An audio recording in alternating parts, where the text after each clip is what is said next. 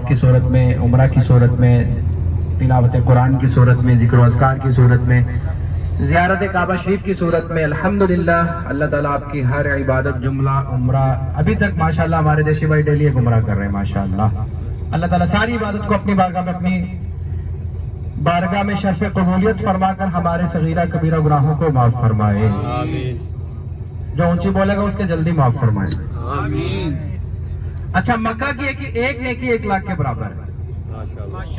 مکہ کی ایک نیکی 1 لاکھ کے برابر ہے. ایک دفعہ سبحان اللہ کہیں گے تو 1 لاکھ کا اجر ملے گا. فضائل کیا ہے؟ جو بندہ ایک دفعہ سبحان اللہ کہتا ہے اس کے نام کا ایک درخت جنت میں لگ جاتا ہے. یہ حدود حرم سے باہر کی بات ہے، لیکن حدود حرم ایک کتنے کے برابر ہے؟ 1 لاکھ. تو ایک دفعہ سبحان اللہ کہنے سے 1 لاکھ درخت جنت میں لگ جائے گا. کہتے سبحان اللہ. سبحان اللہ. اچھا، وہ درخت کتنا ہوگا؟ جب چھوٹا سا پودا لگاتے ہو ویسا ہوگا؟ کیسا ہوگا؟ روایات میں آتا ہے 70 سال اس کے درخت کی چھاؤں ہوتی ہے نا، اس کے سائے میں، اس کی چھاؤں میں 70 سال اعلیٰ عربی نسل گھوڑا بھاگتا رہے تو اس کا سایہ ختم نہیں ہوتا. اتنا بڑا درخت. سبحان اللہ. دبئی میں ہم دنیاوی مال کے لیے محنت کر رہے ہیں، جاب کرتے ہیں. یہاں پر آخرت کا، دبئی میں پاکستانی جو ہے نا پی کے آر میں اکاؤنٹ بھر رہے ہیں، اور ہمارے انڈین بھائی جو ہے نا وہ انڈین روپی میں اکاؤنٹ بھر رہے ہیں، دیشی بھائی ٹکا میں اکاؤنٹ بھر رہے ہیں. یہاں پر ہمیں اپنا آخرت کا جو اکاؤنٹ ہے نا، ہمارا نامہ اعمال جو اللہ پاک کی بارگاہ میں ہم نے پیش کرنا ہے وہ بھرنے کے لیے ہے. کہتے ہیں نا سبحان اللہ. اچھا، یہ علم نافع ہے. جو بندہ ایک دفعہ کہتے ہیں نا سبحان اللہ، اس کا آپ کو تو 1 لاکھ کا اجر ملے گا ہی. آپ میرے کہنے کے کہو گے ابھی 35 ٹوٹل ہمارے ساتھ ہے. 35 تو 35 لاکھ میرے اکاؤنٹ میں بھی آ رہے ہیں الحمدللہ. ابھی آپ میں سے محمود بھائی کہیں گے اٹھ کے سبحان اللہ بولے تو سارے بولیں گے تو محمود بھائی کو بھی اجر ملے گا انشاءاللہ. توجہ ہے صاحب، توجہ ہے. نیند تو نہیں آئی؟ ہاتھ کھڑا کرے ذرا. جس کو نیند آئی ہے ایسا کرو کہ بھائی بیان میں نے کرسیوں کو کرنا ہے. توجہ ہے نا ساری؟ جی بالکل. عادت تھوڑی مذاق کی ہے صرف آپ کو فریش کرنے کے لیے. الحمدللہ کعبہ شریف کی آپ نے زیارت کی. رسول اللہ صلی اللہ علیہ وآلہ وسلم کی ولادت باسعادت سے قبل یہی شہر مکہ، اس میں کافی رہتے تھے، مشرک بھی رہتے تھے، یہودی بھی رہتے تھے. کعبہ کے اندر کافروں نے 360 بت رکھے ہوئے، کیونکہ وہ زمانے بتوں کی پوجا کرتے تھے.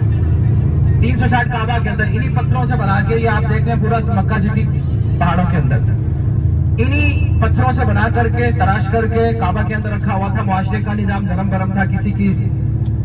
کسی کی عزت کو لوٹنے میں، پامال کرنے میں کوئی شرم محسوس نہیں کرتا تھا. کسی کا مال چھیننے میں، لوٹنے میں کوئی شرم محسوس نہیں کرتا تھا.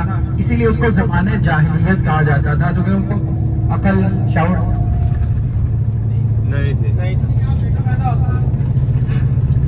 کسی کا بیٹا پیدا ہوتا تو بڑی خوشیاں کرتے تھے. کسی کے یہاں بیٹا پیدا ہوتا بڑی خوشیاں کرتے تھے، کسی کے یہاں بیٹی پیدا ہوتی افسردہ ہو جاتے تھے.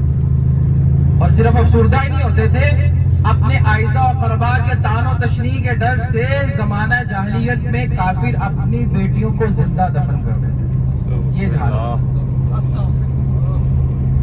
رسول اللہ صلی اللہ علیہ وسلم کا گھر میں نے جس دن آپ کو عمرہ کروایا تھا، میں نے دکھایا تھا باب مروہ کے باہر سے. آپ کو بولا تھا نا جب کو میں نے. جی بالکل. آپ صلی اللہ علیہ وسلم کی جب اس کائنات میں تشریف آوری ہوئی تو رسول اللہ صلی اللہ علیہ وآلہ وسلم کی ولادت کی برکت سے اللہ تعالیٰ نے مکہ کی تاریکیوں کو نور میں بدل دیا. سبحان اللہ. جہالت آہستہ آہستہ ختم ہونا شروع ہو گئی. کیسے؟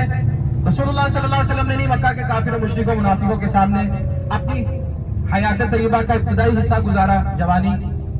یہی وجہ کہ اعلان نبوت سے پہلے بھی کافر آپ کو صادق اور امین کہتے تھے.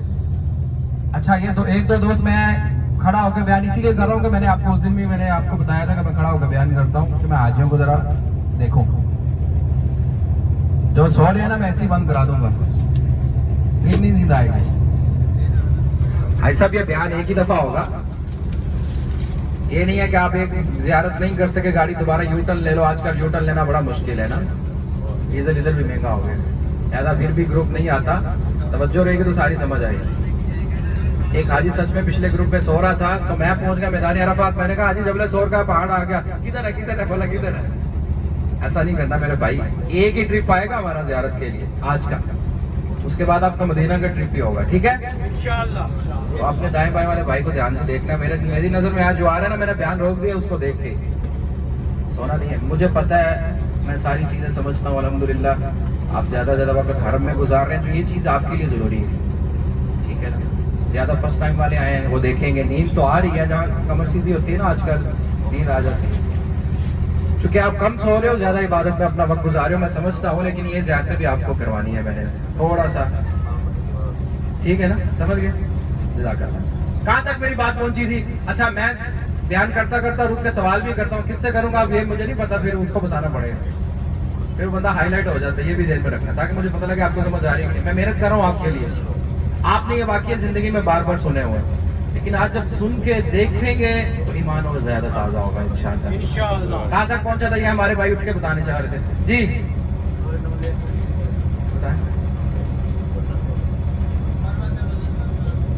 باب مروہ سے. جزاک اللہ. یہ دیکھیں ساجد بھائی ایکٹیو بیٹھے, ان کو پتا قاری صاحب کے سامنے بیٹھا ہوں, ایکٹیو بھی رہنا پڑے گا. جزاک اللہ. توجہ رکھنی ہے صاحب. سمجھ آ رہی ہے نا میری بات کی؟ جی آ رہی ہے. نہیں تو میں محمود بھائی کو بلا لیتا ہوں, پھر بنگلہ میں بتائیں گے. ساتھ ٹرانسلیٹ مائک دیتا رہوں گا. توجہ. تو آپ صلی اللہ علیہ وسلم کی ولادت بعد سعادت کی برکت سے مکہ کی تاریخیوں کو نور میں بدل دیا. ابھی گاڑی شہر سے نکلے گی, تیز چلے گی. میری کوشش ہوگی ہر جگہ کے بیان کو مختصر لیکن آپ کو سمجھ آئے گا. ٹھیک ہے. کافر بھی آپ کو صادق اور امین کہتے تھے. ابھی اعلان نبوت رسول اللہ صلی اللہ علیہ وسلم نے نہیں فرمایا تھا. آپ کے پاس اپنی امانتیں رکھواتے تھے, اعتماد کرتے تھے. لیکن جب اللہ کے حکم پر رسول اللہ صلی اللہ علیہ وسلم نے ارشاد فرمایا, اے مکہ کے کافروں, جو تم نے کعبہ کے اندر 360 رکھے ہوئے ہیں, ان کا حقیقت سے کوئی تعلق نہیں ہے. اللہ ایک ہے, میں اس کا رسول ہوں. یہ اعلان کرنے کی دیر تھی. کافر آپ صلی اللہ علیہ وسلم کو تکلیفیں دینا شروع کر دی, پریشان کرنا شروع کر دیا. کبھی آپ صلی اللہ علیہ وسلم کے راستوں میں کانٹے بچھا دیتے کافر. کبھی آپ صلی اللہ علیہ وسلم کے پیچھے اپنے شرارتی بچے لگا دیتے جو نعوذ باللہ رسول اللہ کو مجنون کہتے. طائف میں جہاں سے آپ نے آتے ہوئے رام باندھا, اہل طائف کے لیے جب آپ صلی اللہ علیہ وسلم پیغام توحید پہنچانے کے لیے تشریف لے گئے تو بدلے میں انہوں نے رسول اللہ صلی اللہ علیہ وسلم پر پتھر برسائے. کیوں برسائے؟ یہ محمد ایک نیا دین لے کے آگے. اس وقت کافر یہ کہتے تھے کہ ہمارے ابا و اجداد تو ساری بتوں کی پوجا کرتے تھے, یہ محمد ایک نیا دین لے کے آگے. اس وقت کافر یہ کہتے تھے. آپ صلی اللہ علیہ وسلم کا نام ہے محمد بن عبداللہ. لیکن اللہ تعالیٰ کے پیارے نبی صلی اللہ علیہ وسلم نے جو فریضہ نبوت تھا وہ بطریق احسن جو ہے نا وہ ادا کیا. یہی وجہ اسلام بڑی تیزی سے پھیلنے لگا. لوگ جھوک در جھوک, قبیلہ در قبیلہ, جماعت در جماعت اسلام قبول کرنے لگے. جب یہ مکہ کے کافروں نے دیکھا تو دار ارقم میں بیٹھ کے ایک میٹنگ کی. اس میٹنگ میں انہوں نے کیا مدعا رکھا کہ ایک تو نئے دین کا اعلان کیا محمد بن عبداللہ نے, اور ہمارے بتوں کو برا بلا کہہ رہا ہے, اور پھر اس کے فالوورز بڑے بڑھ رہے ہیں. جس کو دعوت دیتے ہیں وہ مسلمان ہو جاتا ہے, جس کو دعوت دیتے ہیں وہ مسلمان ہو جاتا ہے. اگر یہی سلسلہ چلتا رہا, جو کعبہ کے اندر ہم نے 360 رکھے ہوئے ہیں, ان کی پوجا کون کرے گا؟ انہوں نے کہا پھر کیا کرنا چاہیے. ایک مکے کا سردار کہنے لگا کہ ان کو قید کر لیتے ہیں, نہ کسی کو یہ مطلب پریچ کریں گے, نہ ہی کوئی اسلام قبول کرے گا. ایک کہنے لگا پھر ان کو مکہ سٹی بستی سے نکال دیتے ہیں. ان کا یہ بھی حل نہیں ہے اور قید بھی نہیں کر سکتے. تو پھر کیا ہونا چاہیے, کیا ہونا چاہیے؟ انہوں نے کہا کہ نعوذ باللہ ان کو قتل کر دیتے ہیں, نہ یہ رہیں گے, نہ ہی کسی کو یہ تبلیغ کریں گے, نہ ہی یہ دین پھیلے گا. اچھا, یہ والا جو تھا نا مشورہ, اس پر سارے راضی ہو گئے, ہاں یہ کر لیتے ہیں. اللہ تعالیٰ کی حکمت ہے. اللہ نے قرآن کریم میں ارشاد فرمایا وَمَكَرُوا وَمَكَرَ اللَّهُ وَاللَّهُ خَيْرُ الْمَاكِرِينَ, کہ جو کافر چالیں چلتے ہیں ان کے لیے پھر اللہ تعالیٰ اپنی تدبیر بھی فرماتا ہے. جس رات کافروں نے یہ پلان کیا تھا نا, آج کی رات ہم نے یہ کام کرنا ہے, تو اللہ تعالیٰ نے اسی رات رسول اللہ صلی اللہ علیہ وسلم کو ہجرت کے لیے حکم ارشاد فرمایا. اس کو سمجھ آئی؟ بولے سبحان اللہ. سبحان اللہ.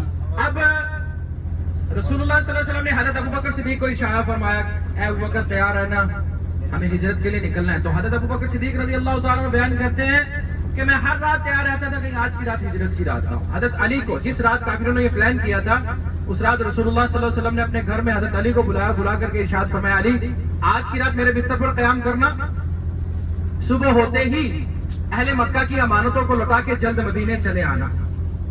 یہ اعلان فرما کر یا حضرت علی کو بیان فرما کر حکم فرما کر آپ صلی اللہ علیہ وسلم جب اپنے گھر سے نکلے، اب کافروں نے کیا کیا تھا؟ محاصرہ کیا ہوا تھا.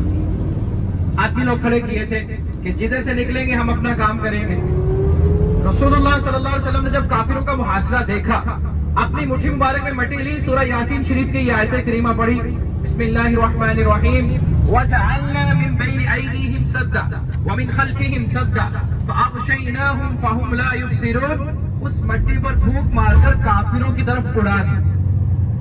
یہ اڑانے کی دیر تھی کہ وہ کافر دیکھے بے دیکھے ہو گئے. رسول اللہ صلی اللہ علیہ وسلم ان کے قریب سے گزر گئے، ان کو پتہ ہی نہیں چلا. سبحان اللہ. اچھا، اس ایریا میں ہم اپنا ہوٹل ہے نا، اس کا محلے کا نام ہے مسفلا. مسفلا محلہ جو ہے نا، یہ مکہ کا تاریخی محلہ ہے. اسی محلہ میں حضرت ابوبکر کا گھر ہوتا تھا. سبحان اللہ. آپ جس روڈ سے نیچے برج سے جاتے ہو، سامنے پارکنگ ہے نا، بہت بڑی کار پارکنگ، اس کے دوسرے جانب ہے پارکنگ کے شارع ہجرہ. اس روڈ پہ معروف ہے حضرت ابوبکر صدیق رضی اللہ تعالیٰ عنہ کا گھر ہوتا تھا.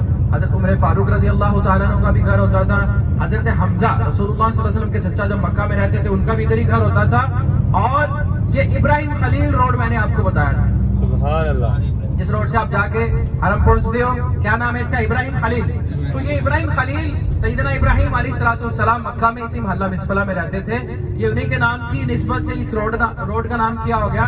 شارع ابراہیم خلیل. ٹھیک ہے. سبحان اللہ. اب شارع ہجرہ پارکنگ کی دوسری جانب سے، ادھر سیدنا ابوبکر صدیق کسی محلہ مسفلا میں رہتے تھے.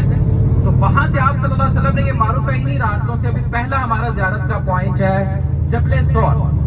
رسول اللہ صلی اللہ علیہ وسلم نے حضرت ابوبکر صدیق کو ساتھ لیا. جس رات کافروں نے پلان کیا، ان کے قریب سے گزر گئے، ان کو پتہ نہیں چلا. حضرت ابوبکر صدیق رضی اللہ تعالیٰ کے گھر پہ دستک دی. آپ تیار تھے، ان کو ساتھ لے کر رسول اللہ صلی اللہ علیہ وسلم یہاں پر پہنچے. سبحان اللہ. جبل عربی میں پہاڑ کو کہتے ہیں، سور کہتے ہیں بیل کو. جب ایک گائے یا بیل یا بھینس بیٹھتی ہے، اس کی جو شیپ بنتی ہے نا، اس شیپ کا پتھر ہے، اسی شیپ ٹائپ سور. یہ عربی میں اس کا غار کا نام بھی کیا پڑ گیا، چونکہ اس شیپ کے پتھر کے نیچے غار ہے. اس کا نام ہے جبل ثور. بالکل ٹاپ پہ ہے غار ثور. 5230 فٹ اس کی ہائٹ ہے. اور یہ اتنا آسان راستہ نہیں ہے، آج بھی اس پر چڑھنا اتنا آسان نہیں ہے. جب نبی کریم صلی اللہ علیہ وسلم مکہ سے مدینہ گئے تھے تو ہجرت کی تھی آپ نے نا، اس سے ہجری سال، ہجری کیلنڈر سٹارٹ ہوا. تو آج کون سا سال ہے جس میں آپ عمرہ کرنے کے لیے آئے ہجری میں؟ 1400 2022 نہیں چاچو، 1444. وہ تو عیسوی سال ہے نا، یہ تو انگلش اس کو کہتے ہو آپ، عیسوی. یہ ہے ہجری. ہجرت کا کون سا سال ہے؟ 1444 1444. اس سے پہلے رسول اللہ صلی اللہ علیہ وسلم یہاں تشریف لائے تھے. اور جب سے